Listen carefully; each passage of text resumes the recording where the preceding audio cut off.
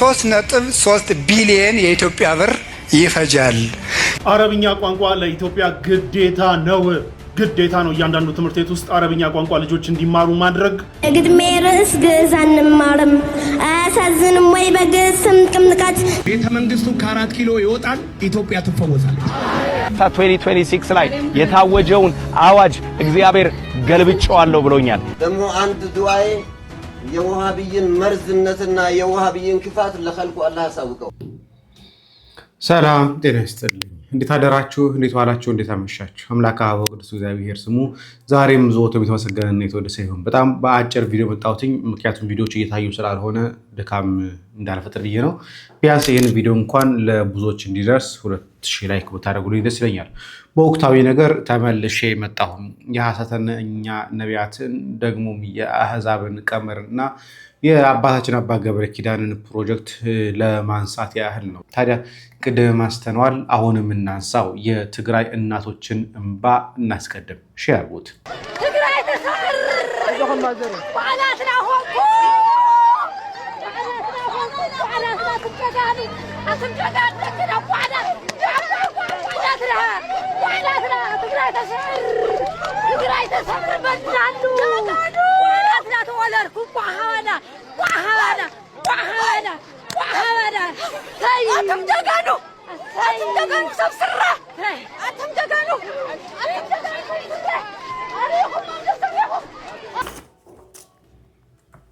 እናቶች እንደዚህ እያለቀሱ ነው።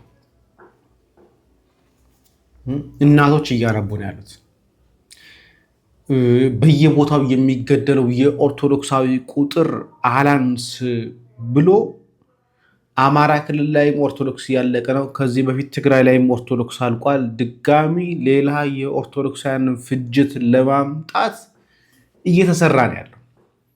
ሰው እየገባው አይደለም፣ ሰው እየተረዳ አይደለም። ኦርቶዶክሳዊን ለመጨረስ እየተሰራ እንደሆነ ሰው አልገባውም።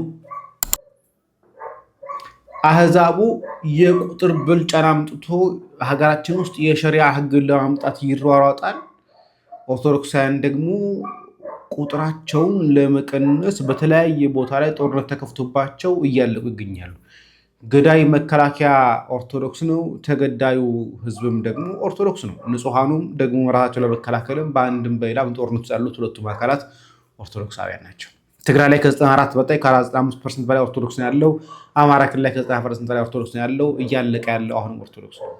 ወደ አርሲ ብንመለከት ጥቂት ኦርቶዶክስ ነው ያለው። እሱንም እየጨረሱት ነው ያለው። ራሱ ቀጥታ መንግስት ባይሆንም የራሱን ቀኝ እጆች ልኮ እያስጨረሳቸው ነው ያለው።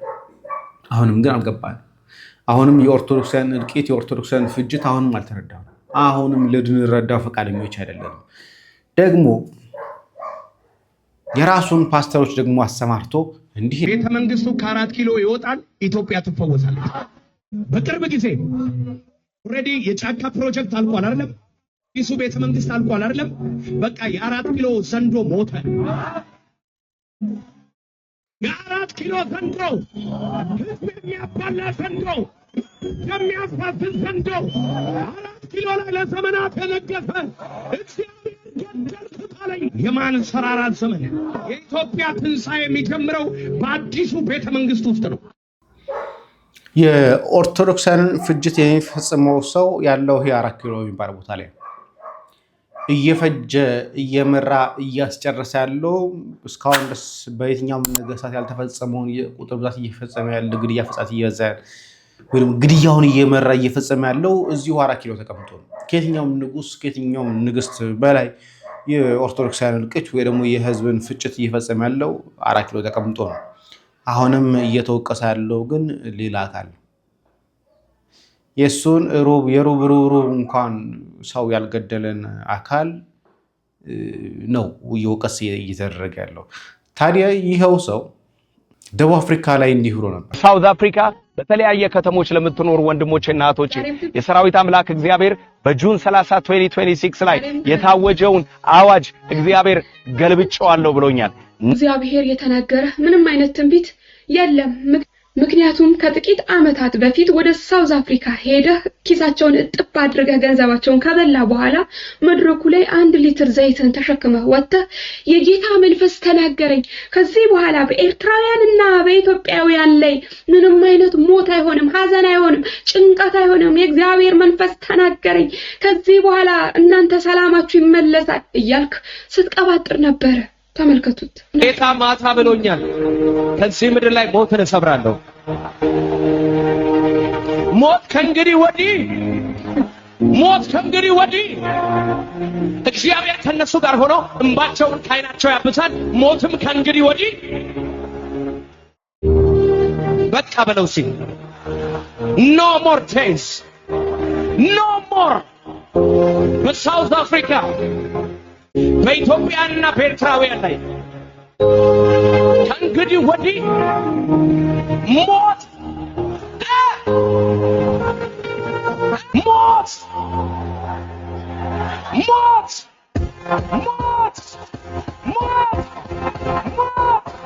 ስበርኩት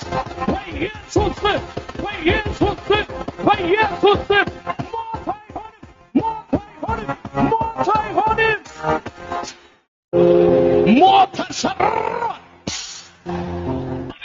ለማንኛውም ጀለቢያውን ለብሶ የመጣው እንግዲህ ቀጣይ ላይ እናንተ ጋር ሲመጣ እንዴት አድርጎ ኪሳችሁን እንደሚያጠብ አሁንም እያመቻቻችሁን ያለው በዛ በጭንቀታችን ጊዜ ሲጸልይልን ነበር ትንቢት ሲያመጣ ነበር እንድትሉት ያደረገ ነው ያለው ተጠንቀቁ እንደምታዩቸው እንግዲህ ብዙዎቹ በህገወጥ በኮንቴይነር ሳይቀር እየመጡ ኪሳቸውን ያላበለጸጉና ኪሳቸውን ያላደለቡ ሐሰተኛና ወመኔ ነቢያት የሉም ሁሉም መተው ዘርፏችኋል ዛሬ ላይ ግን በጭንቀታችሁ ሰዓት ማንንም ዝር ያለ የለም ይሄም ደግሞ እያመቻቻችሁን ያለው ለነገው ዝርፊያ ለማንኛውም ተጠንቀቁ የእግዚአብሔር ሰላም ከናንተ ጋር ይሁን ሰው ተማር ካለው በጥቂት ነገር ይማራል በነገራችን ላይ ትራፍ ሲለው ዳን ሲለው በትንሽ ነገር ለጥቂት ነገር ይድናል ግን የነኚህ ሐሰተኛ ነቢያት እንቅስቃሴ ግን በጣም ከባድ ነው 4 ኪሎን ይወቅሳሉ የሚወቅሱበት ምክንያት ከመንግስት ድጋፍ እንዳያጡ ነው ከዚህ በፊት የነበሩ ነገስታትን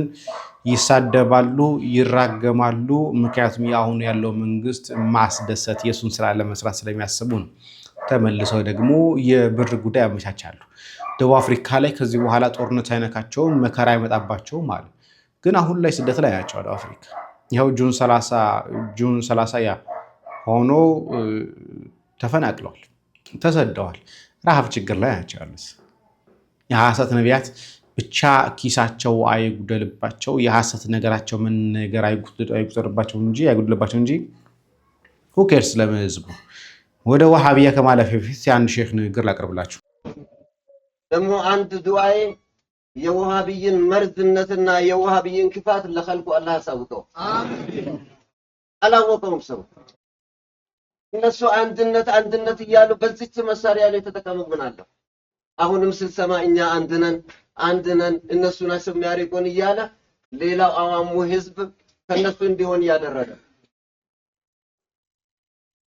ነብያችን አለይሂ ሰላቱ ወሰለም ምንድነው ያሉት የሁነይን ዘመቻ ጊዜ ምርኮ ያካፈሉ አንድ ሰው መጥቶ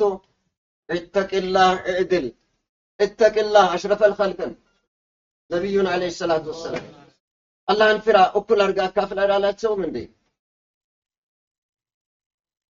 ومن يعدل اذا لم يعدل الله ورسوله አላህና ረሱሉ አዲል ካልሆኑ ማን ነው አዲሉ ብሎ ነው የተናገሩት ስለዚህ ከወሃቢያ ሐሰት ተጠበቁ ነው እንታስታውሱ ከሆነ ከአንድ አመቱና በፊት አንድ እንቅስቃሴ ተደርጎ ነበር አማራ ክልል ላይ የግዕዝ ትምህርት ይሰጣል የሚል እንቅስቃሴ ተጀምሮ ነበር ታዲያ ይሄን የግዕዝ ትምህርት ይሰጥ ሲባል በግጥም በስድብም በምንም ማካተው መንቀሳቀስ ጀምሮ ነበር ላስታውሳችሁ ብዬ ነው ከዛ አሁን ላይ ምን ላይ ደረሱ በዛው እንመለከቷለን የግድሜ ርዕስ ግዕዝ አንማርም አያሳዝንም ወይ በግዕዝ ትምቅምቃት ግልጽ ማሳያ ነው ይህ የእናንተ ውድቀት ለካ ተረት እንጂ የላችሁም እውቀት ያለ ብዙ ዘመን ሀገር የዘረፈው እንዳየር ላይ ፊኛ ከላይ የገዘፈው እጅግ እልፍ ተረት ለትውልድ የዛገው አሁን በዚህ ዘመን ዘቅጦ ወር ደረፈው የተንኮል አለቃ የሴራ ቀማሪ አንፈልግም ጭራሽ ቄስ አስተማሪ አንፈልግም ጭራሽ ቄስ አስተማሪ ደብተራና ጠንቋይ ቀሲስም ዘማሪ ስልጣን ተገን አርገህ ምንም ታዘግም ተገደም መጠመቅ ፈጽሞ አንፈልግም ይሄ ጥጋባችሁ ድሮስ መች ይመቻል አብሮ ለመናናር በእምነት ለመቻቻል ገደብ ሲተላለፍ ሁሉም ይሰለቻል ለሆዳቸው ሲሉ ስላገኘው ጥቅም በመከራ መዓት በበደል ጥርቅም ግፍ በየዘመኑ ቢወሰንብንም ያገር ፍቅር ይዞን ችሉናል ሁሉንም ዝምታ ፍርሃት ስለመሰላችሁ በጥላቻ ተረት ተዘግቶ አይምሯችሁ መተት እናስተምር በግጭ ካላችሁ ክልሉም ችኮናል እንኳን ግዕዛችሁ ክልሉም ችኮናል እንኳን ግዕዛችሁ የእምነቶችን ጉንጆ እስላምን ይዘናል ሁለት ሶስት ሳንል በአንድ አምላክ አምነናል መተታችሁ እንጂ ምን ይቀርብናል በዚህ ከቀጠሉ በአቋማቸው ጸንተው በጀርባ ተማክረው ሴራ ሸፍጥ ሰርተው ሙስሊሙ ተገዶ ከእንቅልፉ ይነቃል አዲስ የትግል ስልት በቅጽበት ያጸድቃል እስከ ዛሬ ቻለ አሁን ግን ይበቃል ከርሳቸው እንዳይጎል ቂስና ደብተራ ከአሁን ሀሳባችሁ የሥራ ፈጠራ ከእንግዲህ ሙስሊሙ አይችልም መሸከም እኛ እንታለልም በፍጹም አትድከም ይልቅስ በጊዜ አይምሮህን ተከፍ በግፍ ይሄ በወቅቱ ይሄ ግጥም የሷ አይደለም ሌላ ትልልቅ ሰዎች ገጥመው ሰጥተዋት ነው እንጂ ይሄ ግጥም የሷ አይደለም ብለን ሞግተን ነበር ታዲያ አሁን ምን አይነት ጨዋታ ጀመሩ አረብኛ ቋንቋ ለኢትዮጵያ ግዴታ ነው እያንዳንዱ ትምህርት ቤት ውስጥ አረብኛ ቋንቋ ልጆች እንዲማሩ ማድረግ በቃ ጊዜው ደርሷል this is the time ትናንትና የአረብኛ ቋንቋ ለኢትዮጵያ ምን ያህል እንደሚያስፈልግ የፓናል ውይይቶች ተካሂደው ነበርና it's about time ኢትዮጵያ ምስራቅ አፍሪካ ውስጥ ሀያል ነኝ የምስራቅ አፍሪካ ሀያል ለመሆን እየተንደረደረች እያለች ዙሪያንና ከምስራቅ አፍሪካ ጎን ያለው ደግሞ ሚድል ኢስት ገልፍ ሀገራቶች ውስጥ የሚነገረውን ቋንቋ ነው አልማርም በሩቁ በእንጨት ምናምን ነገር በሩቁ የሚባል ጨዋታ የለም ከዚህ በኋላ አያዋጣትም ለኢትዮጵያ አያዋጣትም ከእንግሊዝኛ እኩል ለኢትዮጵያ አረብኛ በጣም ኢምፖርታንት ነው ካላት ጂኦግራፊዋን እንደምታውቁት አብዛኛው ከኬንያ ውጭ ታች ከኬንያ ውጭ አብዛኛው ኢቭን ሶማሊያ ውስጥ አረብኛ ዶሚናንት ነው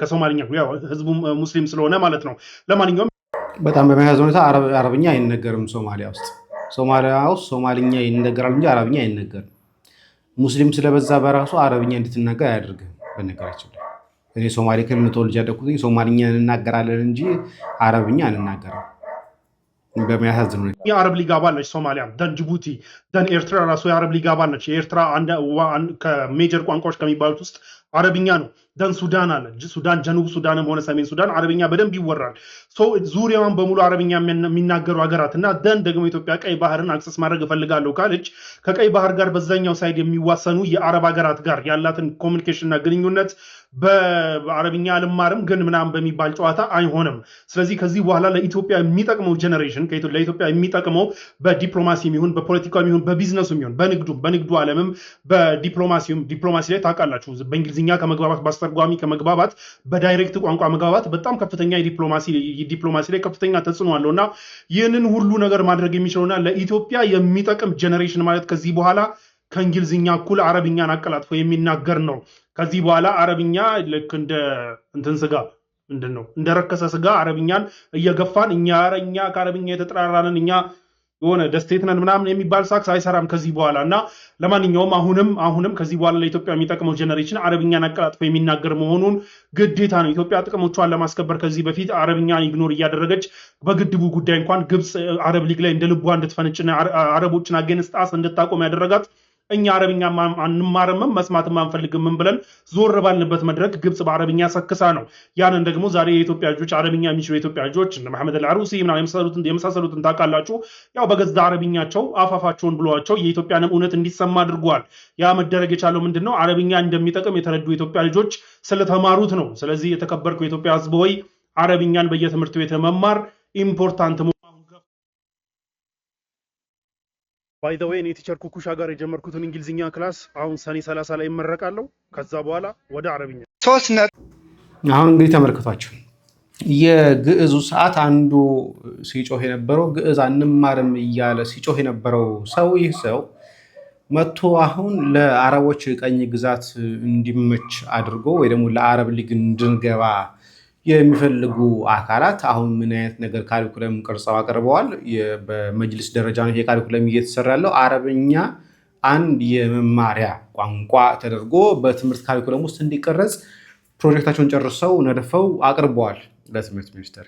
የግዕዝ ሰዓት ላይ ሁሉም ሰው ተቃውሞ አቅርቧል። የአረብኛ ሰዓት ደግሞ ይሄው ሙስሊም ተረስቶ ደግሞ ይሄው መማር ግዴታ አለብን፣ ጥቅሞቹ ከአረቦች ጋር ለመግባባት እንዲያመቸን ነው፣ በሌላ ቋንቋ መግባባት አንችልም ብለው ስራቸውን እየሰሩ ነው ያሉት።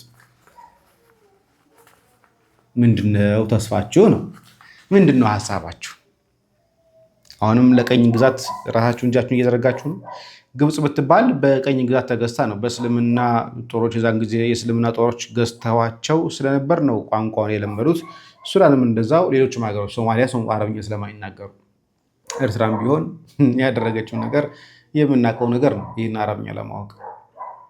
ኢትዮጵያም በቀኝ ግዛት ስላልቻሉ በምን አይነት ሰው ነው ተከበን ያለ ነው በአረቦች ስለሆነ ደግሞ ባህሩን የምናገኝ ከሆነ የቀይ ባህር የምናገኝ ከሆነ ቀጥታ የምንገናኝ ከገልፍ ጋር ካሉት አረብ ሀገራት ጋር ስለሆነ ቋንቋው ይጠቅመናል እና አረብኛ በትምህርት ቤት ደረጃ መስጠት አለበት የሚል እንቅስቃሴ ጀምሯል።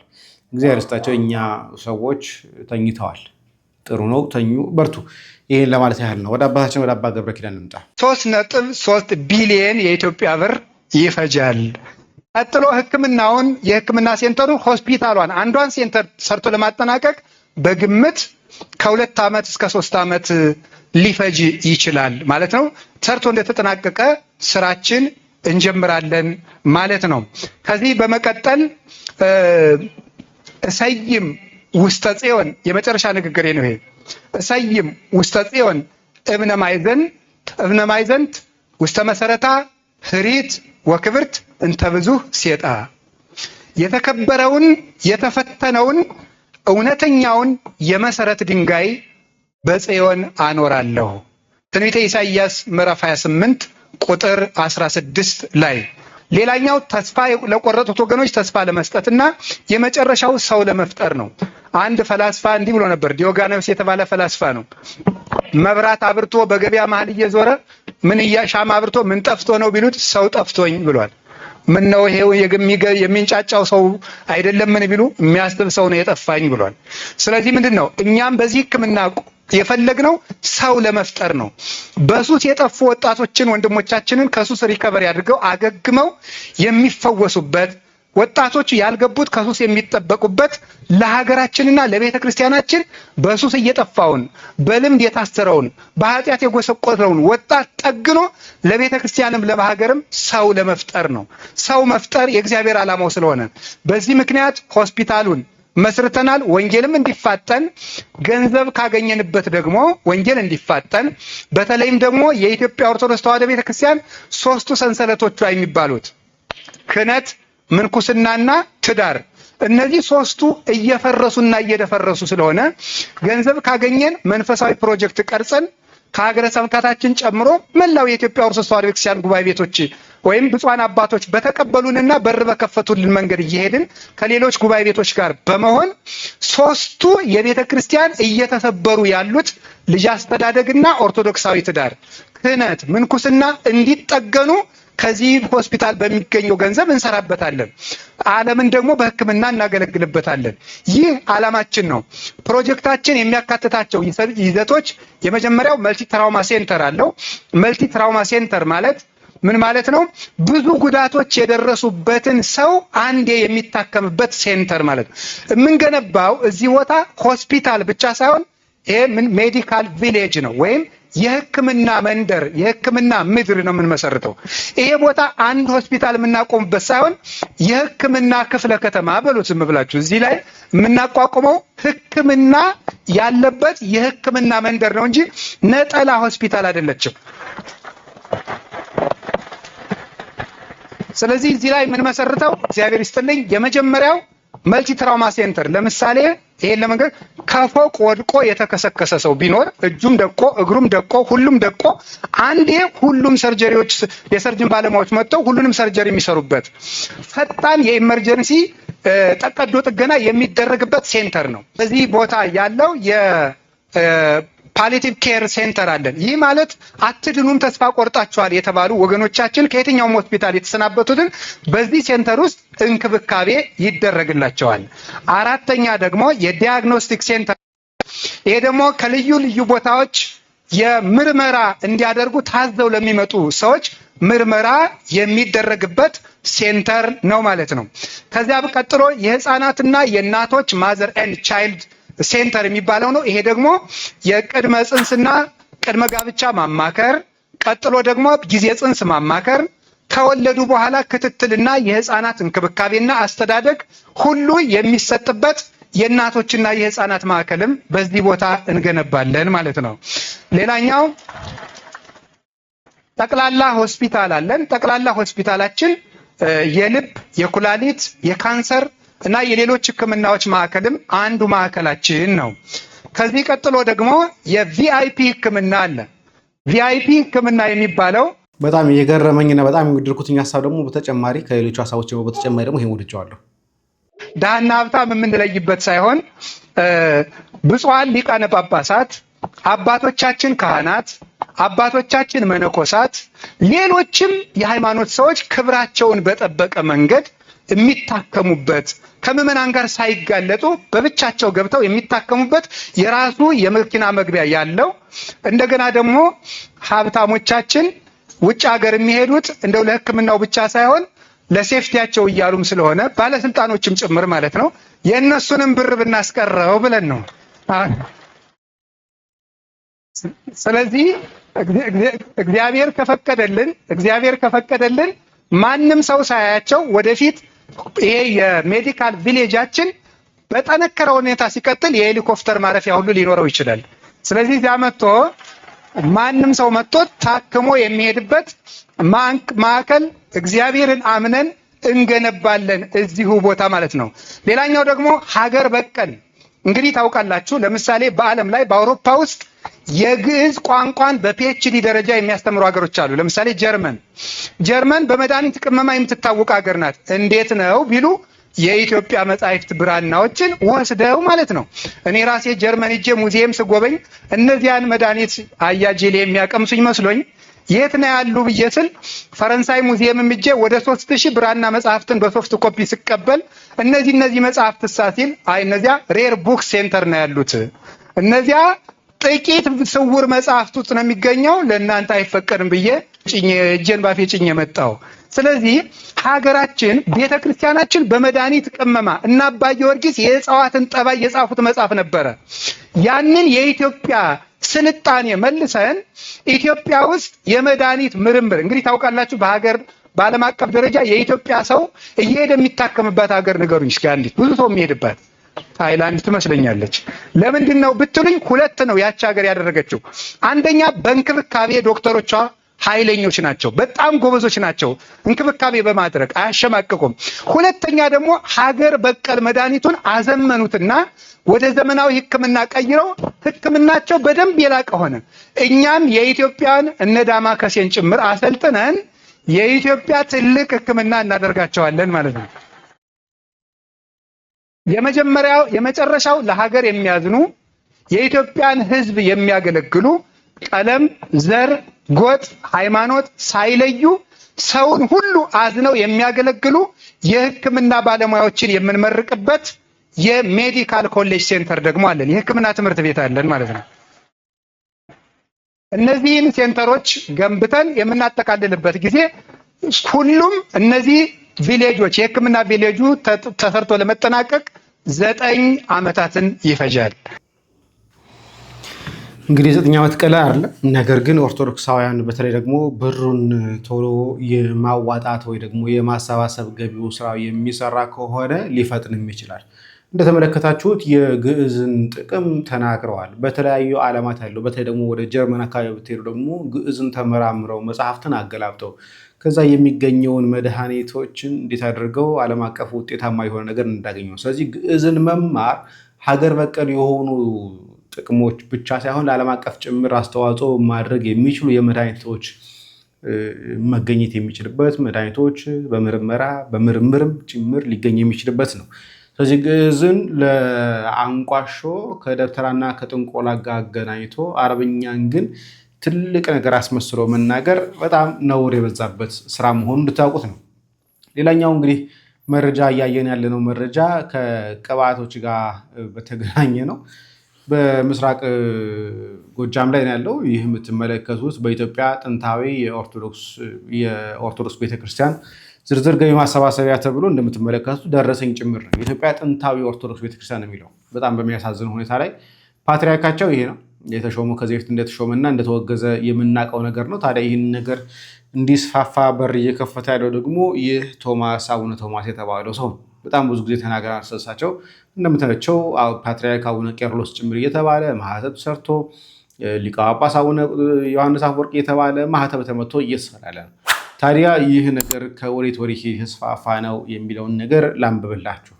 ሰበር ዜና ተብሎ የተዘጋጀው በምስራቅ ጎጃም ሀገረ ስብከት እየተስፋፋ የመጣው የቅባት እምነት 7 ወረዳዎችን መቆጣጠሩን ተገለጸ ይላል። በምስራቅ ጎጃም ሀገረ ስብከት ስር የሚገኙ 18 ወረዳዎች መካከል አንደኛ ከእርናጅ ወረዳ በከፊል፣ ከቁይ ወረዳ በከፊል፣ ከእነማይ ወረዳ በከፊል፣ ከሰዴ ወረዳ በከፊል፣ ከሀለት እጁ አነሴ የተወሰኑ፣ ከደጀን ወረዳዎች 6 አጥቢያዎችን፣ ከበሶ ሊበን ወረዳ አባ ቶማስ የተወለደበት ባደጉበት አካባቢ ያሉ ቀበሌዎች ከእነኚህ ከ1 እስከ 7 የተጠቀሱ ወረዳዎች የጥቅምት ሲኖዶሱን የፈጠረላቸውን መልካም አጋጣሚ ተጠቅመው ከህዳር ወር 2018 ዓ.ም ጀምሮ እስካሁን ድረስ ውስጥ ለውስጥ ሲያስተላልፉ ቆይተው ሰኔ ወር ላይ የተጻፈው ደብዳቤ እኛ እምነታችን ቅባት ነው፣ ተጠርነታችንም ለቆጋ ነው። ቆጋ ማለት ቅባቶች ያሉበት የፓትርያርክ አለበት የተባለው ቆጋ ኪዳነ ምሕረት ተብሎ የሚጠቀሰው ቦታ ማለት ነው።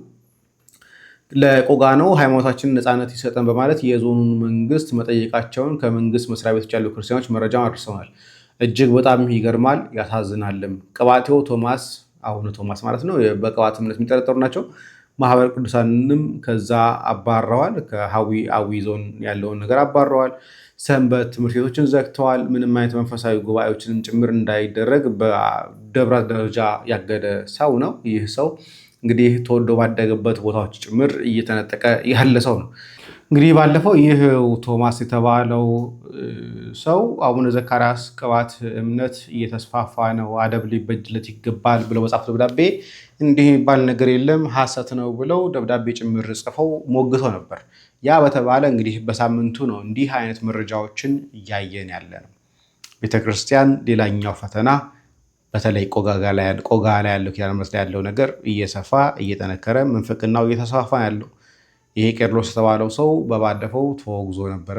ግን ውግዘቱ የሚሰማ አካል ስለሌለ ጳጳሳትን በነጋቸው ጳጳሳት ደረጃ ሆነው መናፍቃንም ጭምር ስላሉ ይሄን ነገር ድጋፍ እየሰጡት እያባባሱ እያሰፉት ያሉት። እንግዲህ መድኃኔዓለም ለቤተክርስቲያናችን ይድረስልን ከማለት ውጭ የምንጠይቀውም ነገር የለም። እግዚአብሔር እንግዲህ መልካሙን ያሰማን። ቸር ሰንብቱልኝ። ቸር ቆዩ። ሼር አድርጉት ይሄን ቪዲዮ።